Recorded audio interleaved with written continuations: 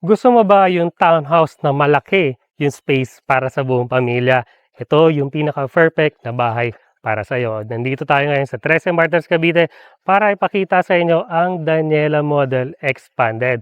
So handa ka na bang makita to? Let's unlock your dream home.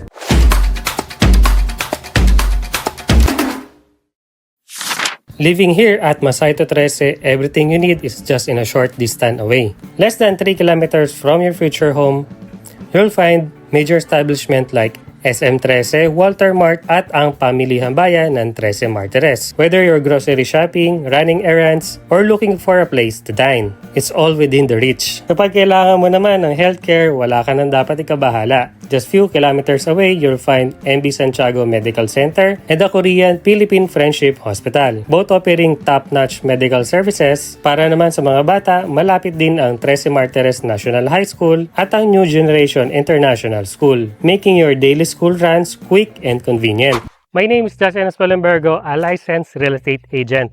So today, papakita ko sa inyo itong napakagandang model na to, yung ating Daniela Expanded Model. So ito nga po yung, kung napanood nyo yung isa naming video na katulad din ni Daniela, yung basic natin, ito yung mas malaking version niya. So ito po yung ating inner unit dito is 65 square meter at para naman sa mga end unit or mga corner unit, meron tayong 90 square meter. So ang laki ng end unit natin is nasa 90 square meter at ang kanyang floor area is 63 square meter. So start na natin yung tour natin dito sa Daniela model. So for the Daniela Expanded Model, so napansin nyo naman, almost the same lang din siya ng frontage doon sa ating basic model. So kasya-kasya, mapa SUV, mapa sedan man yan, napakalaki ng space mo para sa parking ng kotse mo. So pwedeng pagtagal, pa-covered mo na lang to. Siyempre para hindi maulanan yung kotse mo. At ang gusto ko dito sa Daniela model natin is malapad yung pinaka-frontage niya.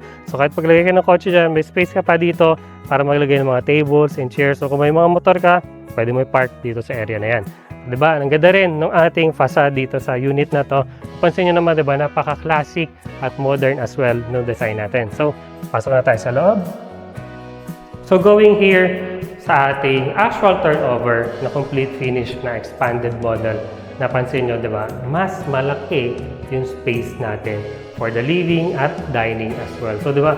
Mas malaki itong space na to dahil na-expand na siya hanggang dulo. May space ka pa sa likod para sa future expansion pa ng bahay mo. At napansin nyo dito sa living space. Ang laki ng space talaga. So, pwede kang malagay ng isang malaking sofa dito sa area na to. Kahit L-shape na sofa pa yan, kasyang-kasya dito. At dito sa space na to, pwede mong ilagay yung pinaka-TV mo sa area na to, diba? So, ganda ng space na to. Tapos dito naman sa pinaka-dining space mo, dahil nga corner unit to, ang daming bintana at napakaliwanag talaga ng bahay na to. At dito naman sa pinaka-kitchen natin, naka-tiles na siya at meron na siyang base cabinet sa baba. So papalagay mo na syempre mga overhead cabinet mo sa area na yan. At dito naman sa ating common toilet and bath dito sa ground floor, yan, pansin nyo diba, kumpleto naman siya, naka-tiles na siya, painted na yung walls natin at kumpleto tayo ng accessories. Mapa wall hang lavatory at toilet with water closet. Meron tayo niyan, kumpleto siya at yung pinaka-pintuan natin is PVC na. So dito naman, balik ako dito sa area na to. So ito yung ating napakagandang staircase. So ang ganda ng staircase niya, diba? Gawa siya sa concrete cement at naka-vinyl tiles na po yung pinaka-step niya. At meron tayo anti-slip sa area na yan. Tapos pwede mo pang palagyan ng storage space dito sa baba. So perfect yan para doon sa mga gamit mo. Ay mo let go, pwede yan dyan sa area na yan. So pakita tayo sa taas, magpakita ko sa inyo yung second floor. So going here sa ating second floor, ang ganda ng second floor natin or yung ating staircase, hindi siya ganun ka-steep akyatan. So tama lang yung spacing niya, ample yung space natin dito. At maganda kasi meron tayong bintana dito.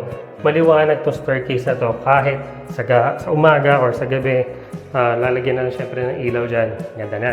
So dito, dahil complete finish nga ito upon turnover, meron tayong 3 bedroom dito sa expanded model na to. So napansin nyo, ito yung mga nagustuhan ko sa Masayto 13 dahil ang lalaki ng space niya para sa mga kwarto sa second floor. At yung pinaka-flooring natin is naka-vinyl tiles na siya. Ang mga bintana natin dito is naka-metal encasement po siya. Meron siyang grills. So upon turnover, so ganun po yung pag-open yan. Pasok lahat ng hangin. So dito naman tayo sa ating second bedroom. So itong second bedroom na to, mas malaki ito compared doon sa naunang bedroom. So perfect to kung meron kang mga dalagita at mga binata. Napakalaki na space na to para sa kanya. Ang taas din ng ceiling natin at yung mga partition nila dito, gawa siya sa fiber cement board. Yung bintana natin, ganun din siya. Dahil corner unit nga to, meron tayong dalawang bintana sa gilid. Tapos punta na tayo doon sa ating common toilet and bath dito sa second floor. So dito sa common toilet bath dito sa second floor, ang laki ng space natin. Mas malaki siya compared dun sa nasa baba. Naka-tiles na rin siya, kompleto tayong accessories at meron kang pintuan dito papunta sa master bedroom. So tara ko ulit dito sa master bedroom. So ito na yung pinaka-master bedroom natin. Nasa likod na bahagi siya ng bahay. So ample ng space na, malaki pa po siya. Kasyang-kasya, isang queen size bed dito sa area na to. May space ka pa kabilaan. Pwede mo lagay dito sa area na to yung pinaka-cabinet mo. Diba? Ang ganda. So kung gusto mong malaman naman ang presyo ng bahay na to, punta tayo sa part na gusto mong malaman yung presyo.